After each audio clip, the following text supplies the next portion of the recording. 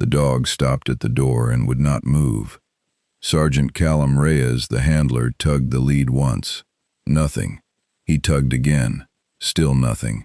Rex, a 4-year-old Belgian Malinois with a chest like a barrel and eyes like dark amber glass, planted all 4 paws and stared down the corridor of Ward 7 as though something at the far end had called his name.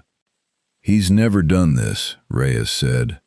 No one answered him, because no one knew what to say. A chaplain standing near the nurses' station took a step back. A physical therapist pressed himself against the wall.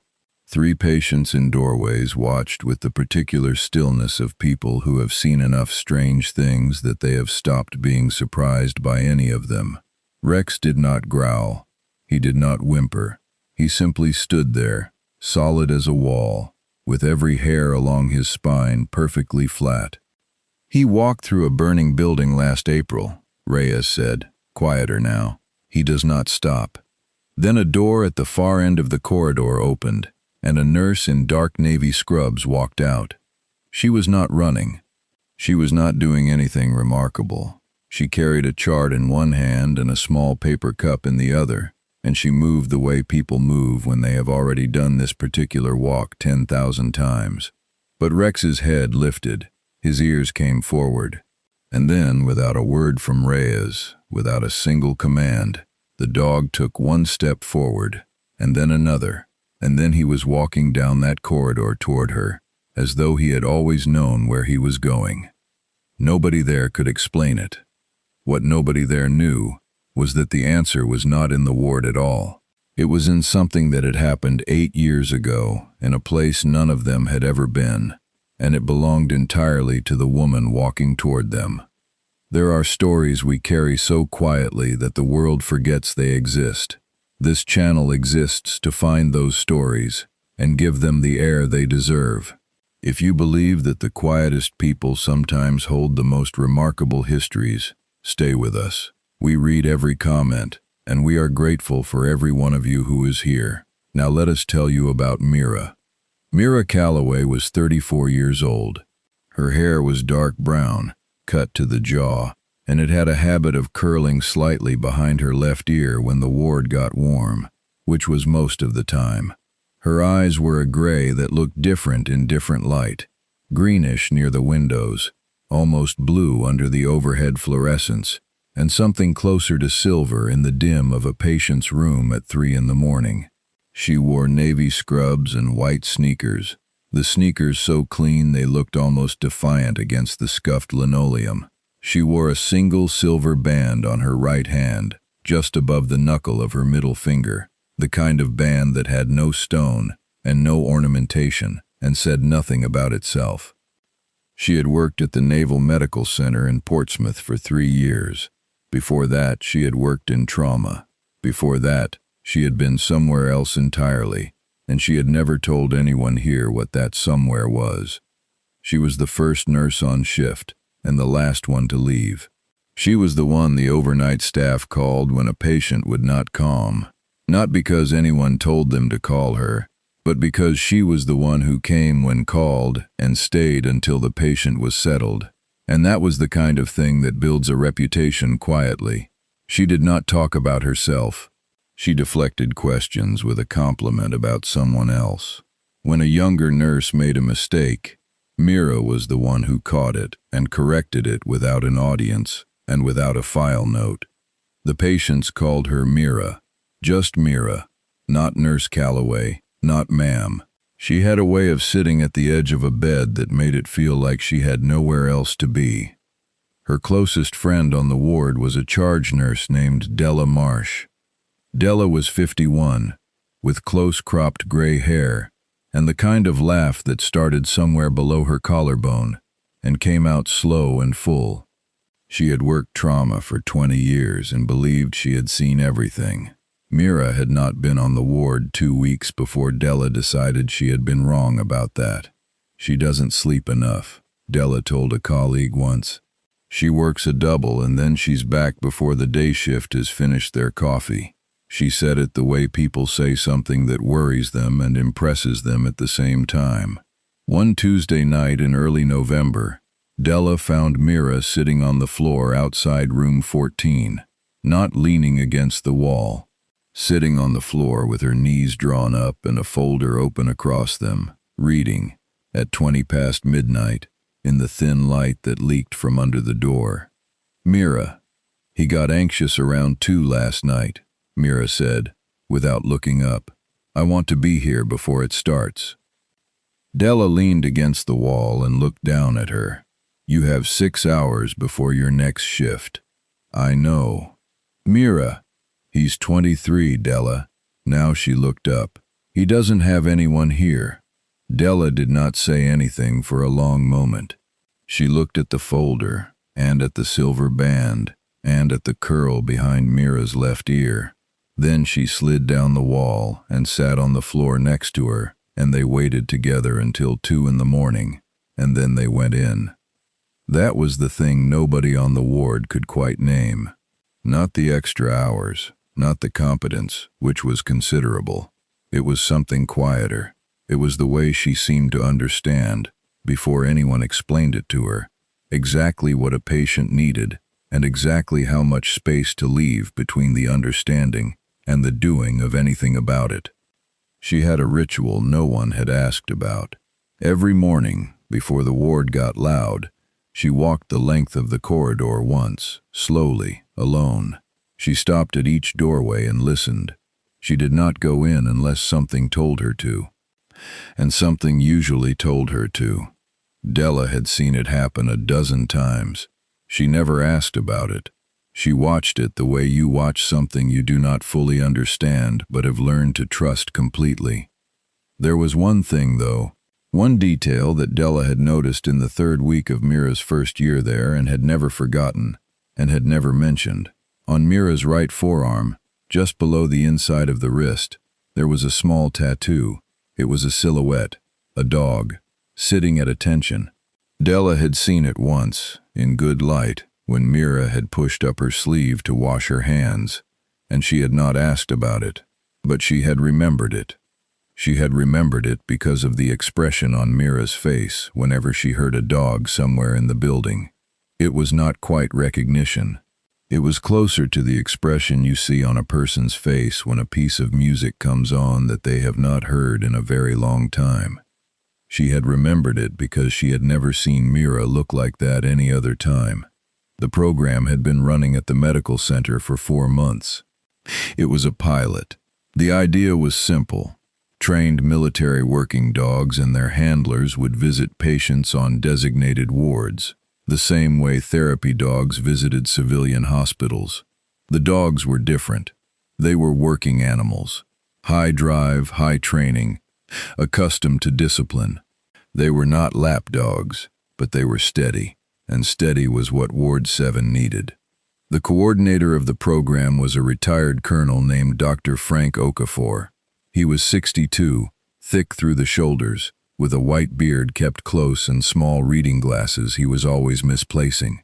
He had spent 30 years in military service and the last 8 managing veteran care programs, and he had a very specific idea of how things should run. Dr. Okafor had looked at Ward 7 and decided it was not the right ward for the program's first visit. The patient population is too complex, he told the ward supervisor at a meeting Mira was not invited to. We'll start with the rehabilitation unit, controlled environment. The ward supervisor, a quiet man named Hollister, had nodded. Mira had heard this second-hand from Della, who had been near enough to the meeting room to catch most of it. He hasn't walked this ward, Mira said, when Della told her. No, Della agreed. He hasn't asked the patients. Also no. Mira was quiet for a moment. Then she said, the patients in 14 and 22 and 26 would benefit more than any rehab patient I've seen. Write it up, Della said. I'll sign it. Mira did write it up. It was 3 paragraphs. It cited 3 patients by case number, described their specific presentations, and the evidence base for animal-assisted interaction in those presentations, and concluded with a single sentence. I am requesting reconsideration based on patient need, not program preference. Dr. Okafor read it. He sent back 2 sentences. He appreciated the advocacy, he said. The schedule was already confirmed. Della called it a dismissal. Mira called it a starting point. A starting point for what? Della asked. For asking again in a month, Mira said, and went back to her rounds. 2 weeks later, Dr. Okafor was doing a walkthrough of Ward 7 for unrelated administrative reasons. He had a clipboard and 2 junior staff trailing him. Mira was in the corridor when he arrived. He walked past her without making eye contact. He did not greet her by name. I know who writes the reports that arrive in my office without being asked for, he told one of the junior staff, not quietly, and I know what they mean. The junior staff member looked at Mira and then looked away. Mira nodded pleasantly at Dr. Okafor and walked into room 14 and closed the door. Della had been at the nurse's station. She had heard every word. She found Mira in room 14 2 minutes later, sitting at the edge of the patient's bed, reading aloud from a sports section she had folded open to the baseball scores. "How are you not angry?" Della said. Mira looked up. "He's probably a good administrator," she said. "He just hasn't met these patients yet." Della stared at her. "That's not what I asked." Mira smiled slightly. "I know," she said, and went back to the baseball scores. 3 days after Dr. Okafor's walkthrough, the program schedule shifted. The rehabilitation unit had a flooring issue. The renovation would take 2 weeks. Dr. Okafor needed an alternate ward for the first 2 visits, or the program would stall. He had no good choices. He chose Ward 7. He did not announce this himself. The memo came from his office and was addressed to the ward supervisor, not to Mira. But it came. The first visit was a Thursday. Sergeant Reyes arrived with Rex at 9 in the morning. Rex was in a working harness, dark green, with a small patch on the side that said his name and his unit. He walked with Reyes the way working dogs walk, slightly ahead, head up, not pulling, just certain. The plan was a short corridor walk, 4 rooms, supervised by a staff member. Reyes had done this 3 times in the rehab unit, and it had gone smoothly. He expected Thursday to be the same. He did not know, when he came through the doors at the far end of the corridor, that Mira was already walking toward him from the near end, carrying a chart and a paper cup, not looking at the dog at all, not performing anything, just walking. Rex stopped. Reyes looked down at him. Rex's ears were forward. His tail was up, not rigid, not aggressive, but reading something. His nose was working steadily, taking in something that was already in the corridor, already in the air, long before Mira had reached him. Then the dog moved. Not fast, not urgently, but deliberately. The way a dog moves when it knows exactly where it is going. Reyes went with him, because that was the job. The corridor was long.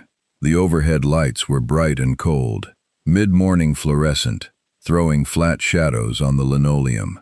4 doorways stood open on the left. 3 patients were visible in those doorways.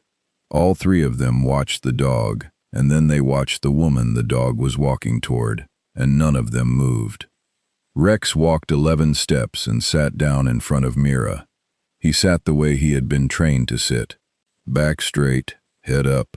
He looked up at her face the way working dogs look at their handler, with the full weight of their attention, with every other thing in the world folded away. Mira stopped. She looked down at him. She said nothing for several seconds. Then she knelt. Right there, in the middle of the corridor, chart still in one hand, paper cup in the other, she knelt on the linoleum, and she looked at him at eye level, and she said something very quiet, something no one standing in the doorways was close enough to hear. Rex put his nose against her cheek. Silence. For several long seconds, no one moved. Reyes stood holding the lead with no tension in it whatsoever.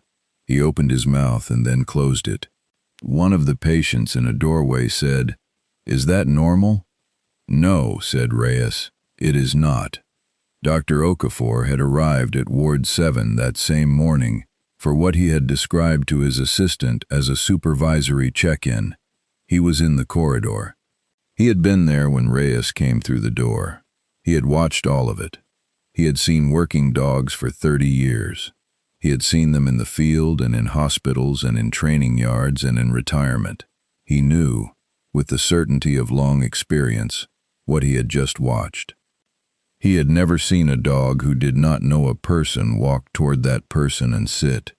Not in 30 years. He stood very still.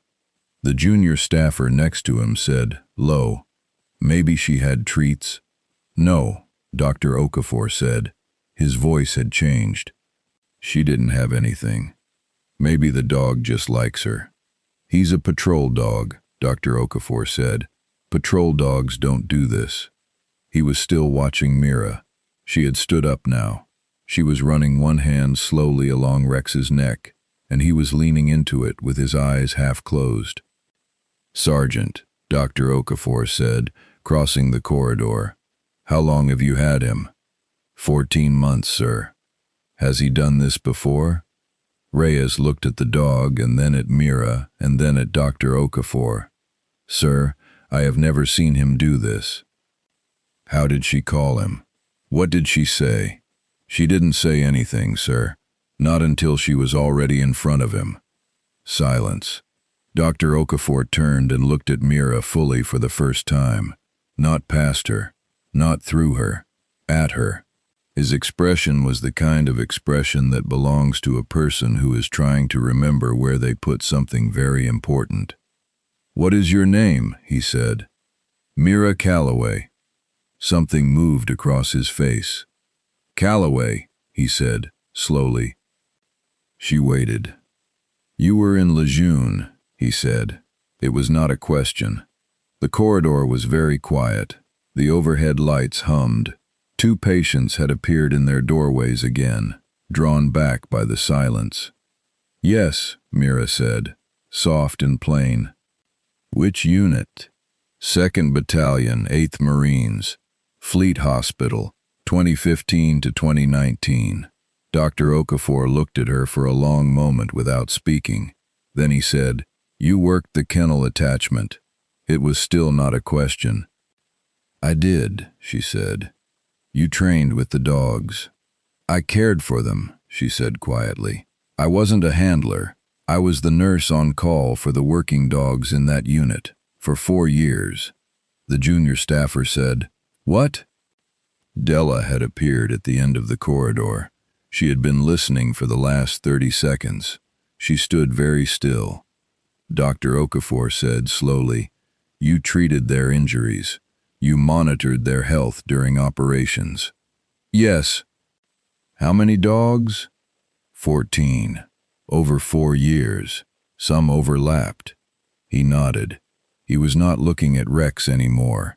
He was looking at Mira, as though he was adding something up.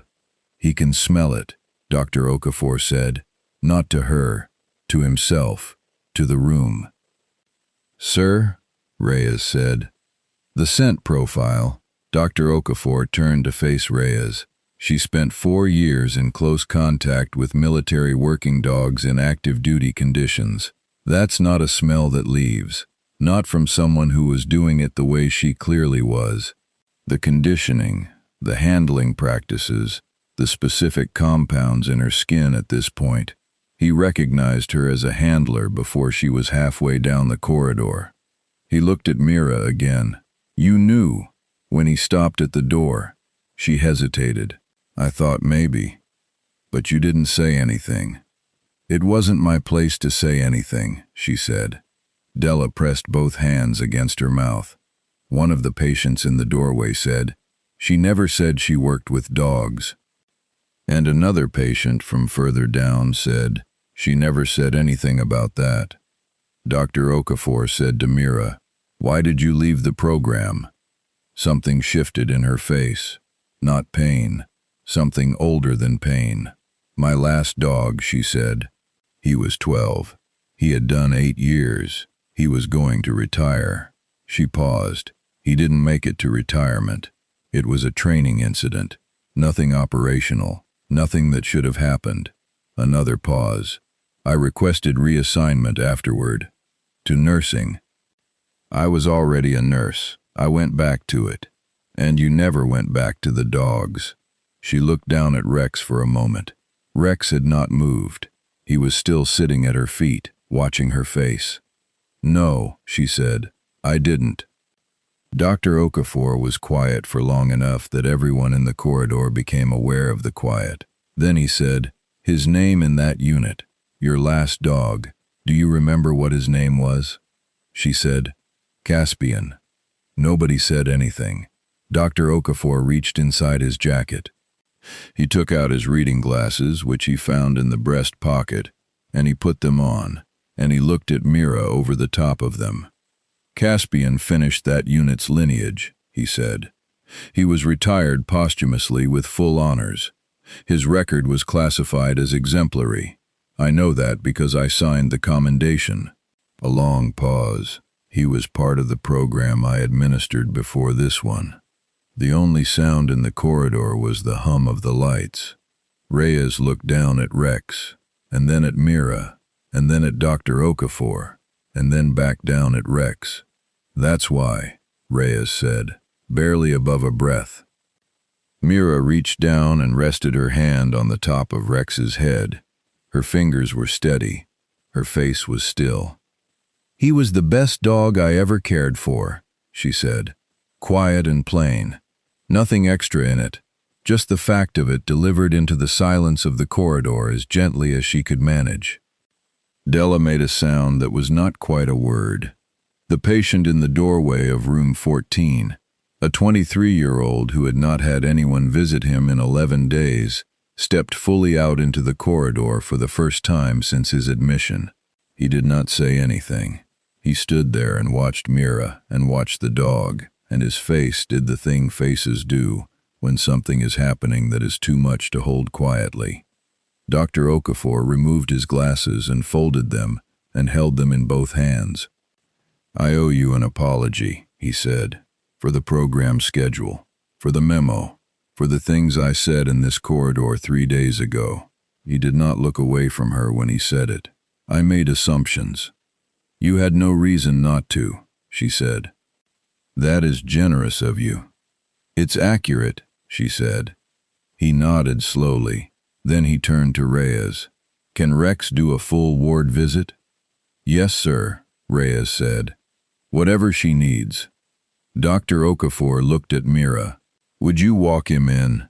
She looked at Rex. Rex looked at her. He had not moved. He had not looked away from her face in several minutes. Yes, she said. I'd like that. There was no applause. Nobody announced anything. But as Mira turned and began walking slowly down the corridor, and Rex rose and fell into step at her left side, and the patients in the doorways stepped back to let them pass, someone began to clap, softly, without urgency, the kind of clapping that does not want to make noise so much as it wants to mark the moment and say it was real. Della clapped. The junior staffer clapped. Reyes clasped his hands together once and then held them. Dr. Okafor stood at the end of the corridor and watched until Mira and Rex disappeared through the first doorway. Then he was quiet, the quietest he had been all morning. The Thursdays became a standing appointment. By December, they were already the thing that the ward organized around, not because anyone told them to, but because the patients started marking it on the calendars on their walls. Ward 7, Thursday morning. Rex and Mira, first the corridor walk, then the rooms. There was a sequence to it now, a particular order that Rex seemed to know without being directed. He went where he was needed. Mira went with him. Reyes held the lead and stayed out of the way, which he had said was the best part of the job. Dr. Okafor came every other Thursday. He signed the program extension without discussion. He brought additional funding in February, quietly, without announcement. One Thursday in March, a small girl of about 7 was visiting her grandfather in room 12. She watched from the doorway as Rex passed by, and then she came out into the corridor with the particular boldness of a 7-year-old who has decided she needs to know something. She tugged on Della's sleeve. "Why does the dog always go to the nurse first?" she said. "Before the rooms, he always goes to her first." Della looked at the doorway Mira and Rex had just passed through. She thought about what to say. She thought about the corridor in November, and the cold overhead lights, and the sound of nobody speaking. "Because some people," Della said, "carry something with them that certain animals can recognize. Something good, and very old, and very steady. And when that kind of animal finds that kind of person, it doesn't let go easily." The little girl thought about this. "Is that why she has the dog tattoo?" Della looked at her. "You saw that." "On her arm," the girl said. "A dog sitting." Della smiled slowly. "Yes," she said. "That's exactly why." On the wall of the nurse's station, above the supply cabinet, someone had tacked a small framed card. No one had asked permission and no one had taken it down. It was a piece of white cardstock with plain block letters, and it said, "He knew before anyone else did," and that was enough. The card had been there since the Friday after that first Thursday. No one had signed it. No one needed to. Everyone on the ward knew who it was about, and everyone who read it knew what it meant. And that was more than enough, and it stayed.